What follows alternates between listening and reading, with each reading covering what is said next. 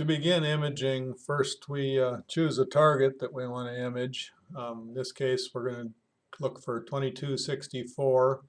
I've already hit find. It's right over here. We'll go ahead and slew to that.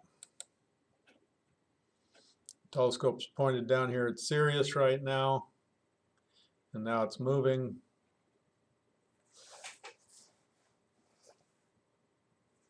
After the telescope stops, we'll take a test exposure to verify that the target is in the field of view. So we'll switch back to camera.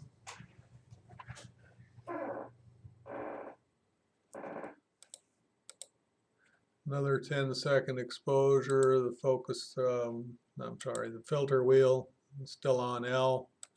Go back to camera, take photo.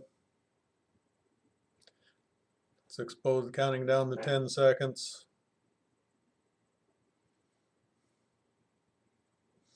Downloading the image.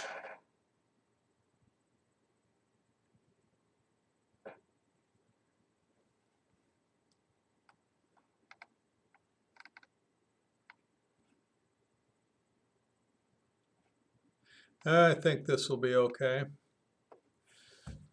So next thing we want to do is set up auto guiding.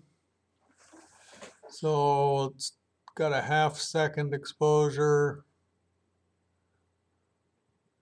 I'll clear the subframe, take photo and see what it gives us.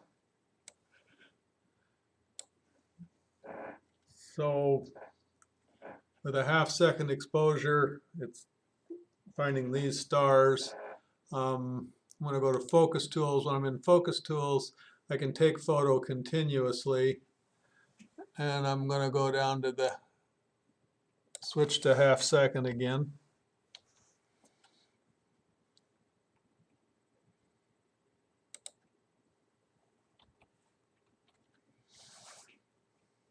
Okay, and I'll start taking these continuously. Now what I want to do is move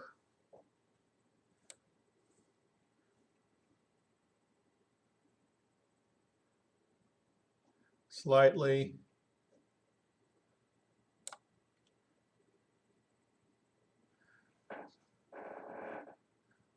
And I'll stop that, go back to auto guide, take photo.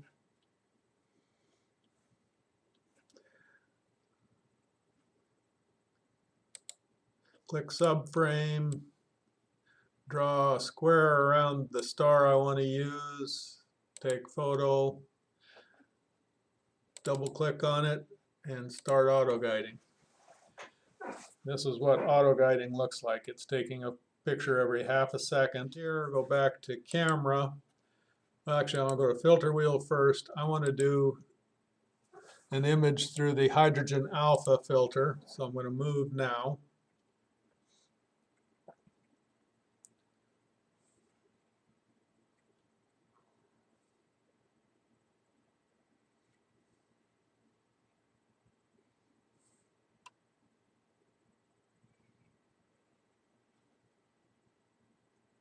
Okay, it's made it to the hydrogen alpha. So I'll go back to camera. We're doing 2x2 binning, which I can explain that if you're interested, but in any case, I want to do I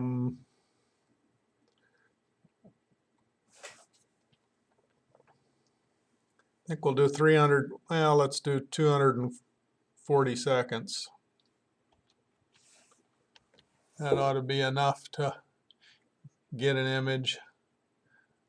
Hit on save photo automatically and take photo. So now it's counting down the 240 seconds, and when that's done, it'll download the image. The whole while we're doing this, the auto guide star is keeping the telescope perfectly trained on our target.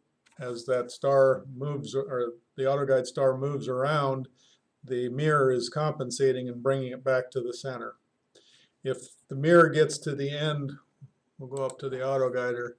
the mirror gets to the end of its tilt, or to a certain point in its tilt, like here at 27%, the relays on the telescope, the motor drive, will nudge it to get it back to the center if the mirror isn't capable of centering it.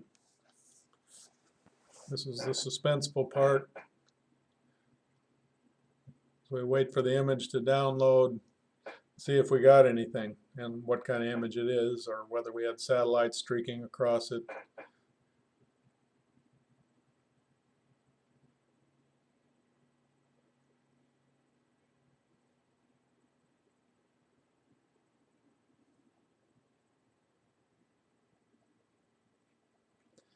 And there's our image. So that's the Cone Nebula, and this is in hydrogen alpha, so it's showing us hydrogen gas, which that's what, when you're doing nebulas, that will show up. This would be the same way that, the same filters that the Hubble telescope would use to do nebulas. As we zoom in here, you can see on the dimmer stars, you notice that they're round. You can see the individual pixels. Here's also an example of noise on the image. There's correction images that we would take when we're stacking these images to filter all that out and improve the image. But anyway, what I was getting at is, you see how round the stars are. That's a good thing. That means our tracking was good. You can zoom in on dimmer stars, and our focus is good. If there was kind of a half moon shape to the real dim stars, you'd know your focus was a little bit off. So all in all, that's a successful image. This stuff at the sides is noise from the where all of the pixels connect to the side of the chip. But anyway, that's how you capture an image. I will later go through some images and show you what you do with them after you get them.